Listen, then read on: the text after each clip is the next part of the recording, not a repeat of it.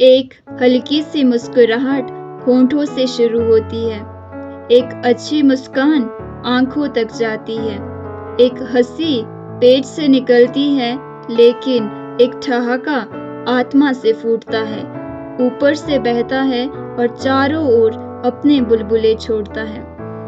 प्राचीन समय चीन में 3 भिक्षु रहते थे, जो हमेशा हंसते ही रहते थे। उनका नाम किसी को नहीं पता, क्योंकि उन्होंने अपने बारे में कभी किसी को नहीं बताया और ना ही कभी किसी बात का जवाब दिया। वे तीनों हमेशा एक साथ यात्रा करते थे और गांव-गांव घूमा करते थे। वे थे तो भिक्षु, लेकिन ना तो कभी उन्होंने कोई उपदेश दिया, ना कोई शिक्षा। वे केवल और केवल हंसते ही रहते थे। उनकी हंसी उनकी शिक्षा और प्रार्थना का एकमात्र जरिया था। वे इतनी एकाग्रता व संपूर्णता के साथ हंसते कि उनकी हंसी देखकर सारा गांव हंसने लग जाता, और जब पूरा गांव हंसी के समंदर में डूब जाता तो वे दूसरे गांव चले जाते। वो तीनों इस तरह से हंसते थे मानो कि उन्होंने ब्रह्मांडीय खुशी या भगवान के मजाक को ही समझ लिया हो। पूरे चाइना में घूम घूम कर लोगों को हंसाते हुए समय के साथ वे तीनों बूढ़े हो गए, और एक रात जब वे गांव में ठहरे हुए थे तो उन तीनों में से एक मॉन्क की मौत हो गई। ये खबर सुन पूरा गांव दुखी हो गया।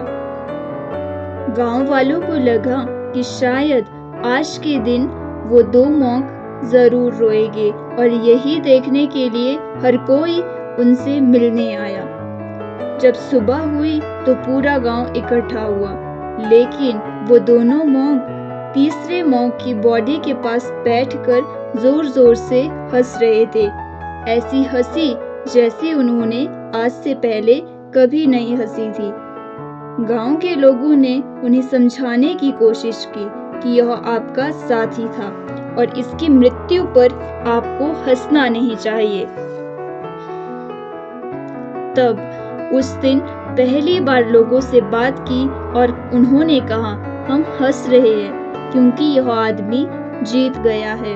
हम तीनों में शर्त लगी थी कि जो पहले मरेगा बाकी के 2 उस पर जोर जोर से हंसेंगे, और इस आदमी ने आज हमें हरा दिया, और इसके साथ ही इसने जीवन भर हमारे साथ मिलकर हमेशा गांव वालों को हंसाया है। इसे अंतिम विदाई देने का इससे बेहतर तरीका और क्या हो सकता है। ऐसा कहकर उन्होंने उस तीसरे मॉन्क को चिता पर लेटा दिया।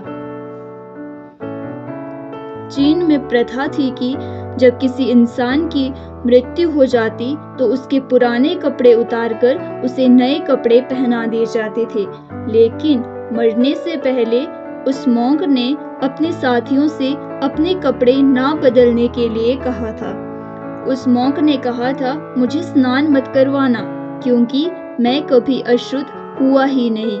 मेरे जीवन में इतनी हंसी आई कि कोई अशुद्धता कभी जमा ही नहीं हो पाई। जब उस तीसरे मॉन्क के शरीर में आग लगाई गई तो आसमान और चारों दिशाएं पटाखों और आतिशबाजियों की आवाज से धधक उठा। उस मॉन्क ने अपने कपड़ों के अंदर ढेर से पटाखे छुपा रखे थे। ऐसा नजारा देखकर पूरा गांव जोर जोर से हंसने लगा, और मरने के बाद भी वह मॉन्क लोगों के चेहरे पर एक मुस्कान दे गया। इस कहानी से हमें ये सीख मिलती है कि जीवन ईश्वर द्वारा दिया गया एक खूबसूरत वरदान है।